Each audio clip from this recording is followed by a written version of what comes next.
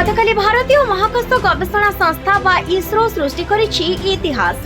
श्रीहरिकोटा स्थित सतीश धावन महाकाश केन्द्र इसरो उत्क्षेपण करिछि LVM3 लॉन्च व्हीकल। LVM3 रे पठाजिबो GS-87R।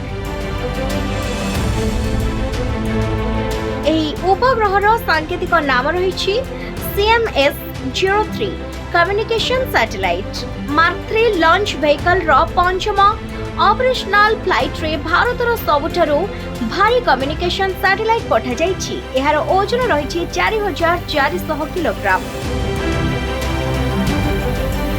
एहाको जियोसिंक्रोनस ट्रांसफर ऑर्बिट रे अवस्थापित कराजिबो। CMS-03 multi band communication satellite देशर जोगाजोग व्यवस्था को अधिक शक्तिशाली करिबो। एहा सहित रिमोट अंचल रे डिजिटल एक्सेस को सक्षम कराइबो। Bureau report Odisi live.